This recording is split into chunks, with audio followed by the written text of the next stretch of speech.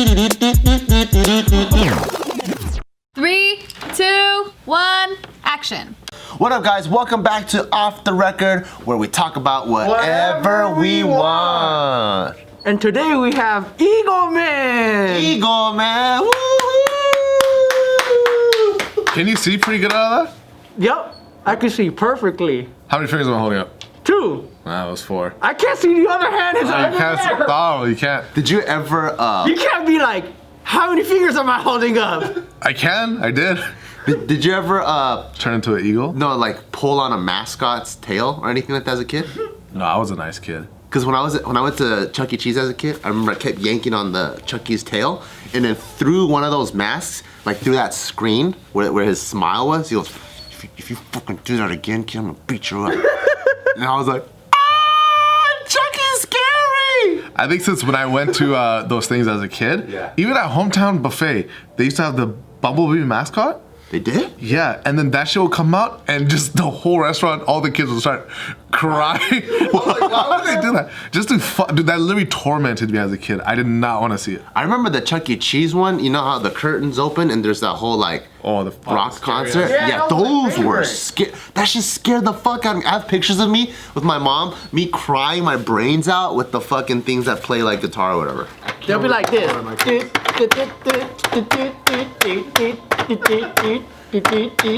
I keep looking at your eagle's eyes, but then I realize the eye is actually in the throat. I like how when you go to like places that are like still like kind of crappy, they have shit like that where it's like clearly a screen right there. Then you go to like Disneyland, those people are like legit. You can't see the screen. They have like, I think like AC in there and everything. They have AC? I heard they have like fans. Like, you know how you have those suits that have like fans? Otherwise, it's hot already, like say in dead of summer, that I'm wearing like a tank top and I'm dying. Yeah, the mascots still come out. Doesn't matter what the weather is, they still come out. Dude, that guy in Japan died as a mascot from dancing too hard. That shit's crazy. Was he like on a DDR? No, it was a hot day and he was dancing like super hard and then he died in his outfit. Oh, that sucks. It's crazy. What a way to go, dude. That's crazy. Japan's also humid too. Oh, dude, it's horrible during the summer. Yeah. Yeah. What's worse? Have you been in New York during the summer? No, but I've been to Texas. Like Houston? Yeah, well, Austin and Dallas. Yeah. Wait, no. Yeah. Wait, we were in the Houston in the summer too. I've never been to Houston during the summer. You did it? What about that one time we did that one show with those baller ass kids came and picked us up? That's Austin. Oh, that was Austin? Yeah. Oh. Because we went to UT Austin. Oh, right. That was sweaty as fuck. That was humid. It was fucking humid, dude. Yeah. I would say it was worse than Texas because it was like wet. Like it's weird, man. Like Asia humid is you walk outside and you're just in a sauna or like a steam room. And then you're just walking 3 steps and you already have like sweat all over your body. You think we're supposed to be in our normal environments? You mean like how we evolved? Yeah. Yeah, we're supposed to be in more humid areas. You think he's supposed to be in sand and we're supposed to be in... Yeah. I think so because all Asians in Southern California, we have skin issues. Because our skin's not used to dryness. Yeah. But then in Asia, it feels like my skin goes right back to normal. We're not many generations off from being back there. I'm only my mom, they all grew up there. Yeah. Is Afghanistan dry? I think it's all different climates. Like there's mountainous, there's snowy, there's a lot of snow, there's rivers, there's beautiful like forestry, there's everything. Dude, we evolved in that climate wherever our genetic pool is from for like hundreds of years. So everything, all the migration now is recent, huh? Yeah, I think so. Because when I go to any humid Asia environment, I feel like I'm gonna die. I actually like the dry. Like being here makes me feel... That's because you got asthma, fool. It's fucking always hot. I know, and I'm super hot, so when I go to like I was born in Taiwan, right? And every time I go to Taiwan in the summer, I feel like I'm gonna die without AC. And AC is not even natural. Yeah. Dang. Like I don't like when I even in Hawaii, you're supposed to be relaxing, it's supposed to be hot, but I'm like, when my sweat touches each other, I'm just like, fuck, dude. Yeah, if there's a breeze, it feels good because it keeps blowing. Yeah. But if there's ever like just thick, stale, and it's fucking hot, oh, I hate it. That's why you get those like super red, dark like people that are from there. that just like can like withstand it, you know. And like I get dark, but I just get burnt. We have to be there for a while. Like if I go back to Afghanistan, I'm getting super like dark. Dude, remember that video I showed you about Afghanistan where there was this white couple? They built a Land Rover Defender, like that old school tank looking Jeep, and then they just went on a road trip in Afghanistan. And I was showing this guy, I was like, yo, let's go, let's do this. And he's like, nah, we gotta have guns. Can you just travel there and You do whatever the fuck you want, pretty much. you can't? So it's not like It's not safe. It's not the minute you land in the airport and there's fucking. Nah.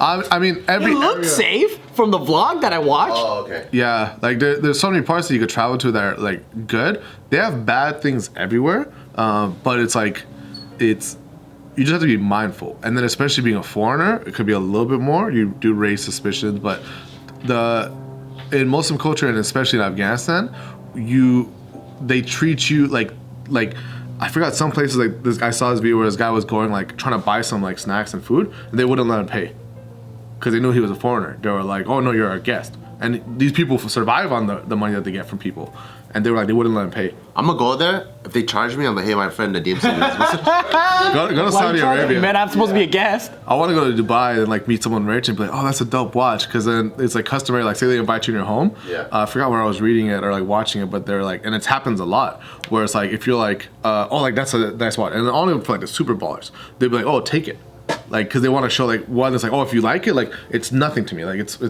a gift. Here, take it, you know. Dubai's a crazy place. I was watching like. So does that mean if they say, hey, that's a dope watch, I'm like, oh man, Yeah. I gotta give it to What him. that means?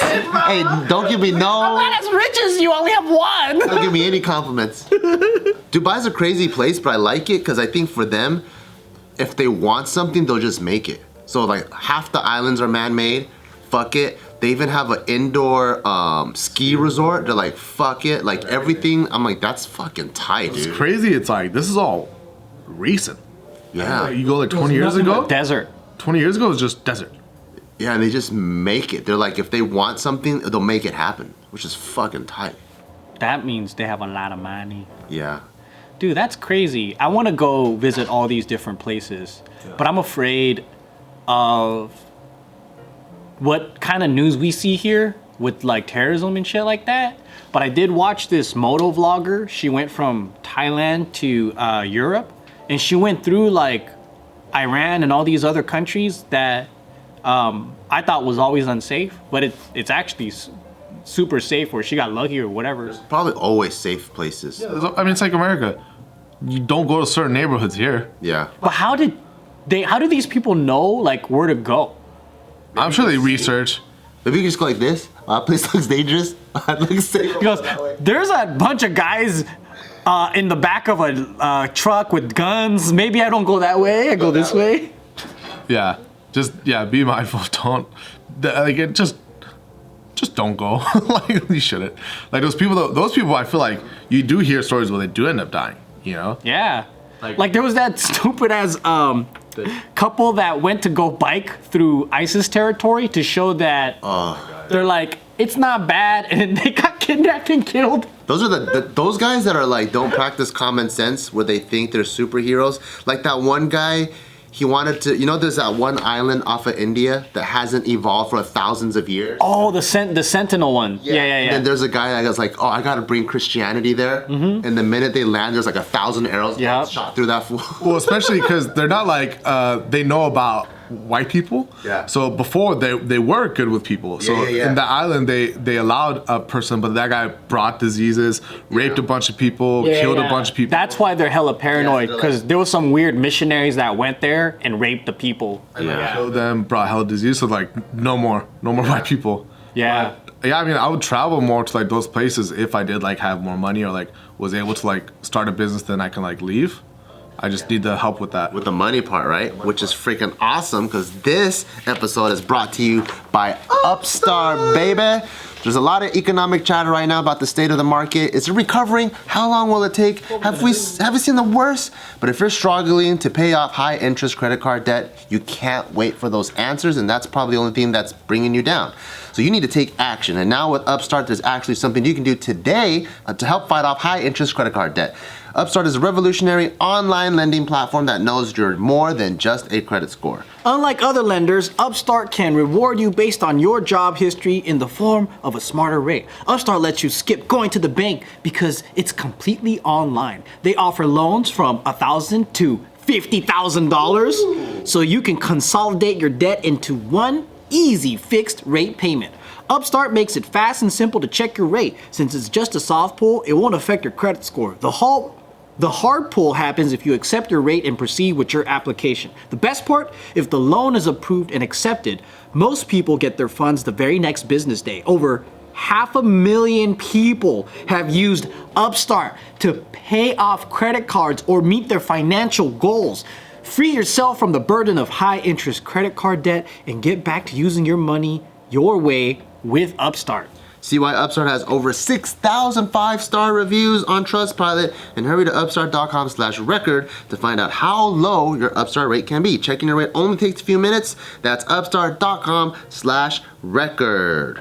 Your loan amount will be determined based on your credit, income, and certain other information provided in your loan application. Not all applicants will qualify for the full amount. Thank you, Upstart. That's right. I'm planning this trip as soon as things open up, and it's going to be a motorbiking trip from Saigon into Cambodia. Damn, that's dope. Is that going rural areas? Or is that? Oh, that just goes. Well, it's only like a 5-hour ride if you go straight from Ho Chi Minh. It made it sound so crazy. But we're gonna go like up and down and all. Because it might take days. It might take days. Yeah. So we're not doing like the straight away. Yeah.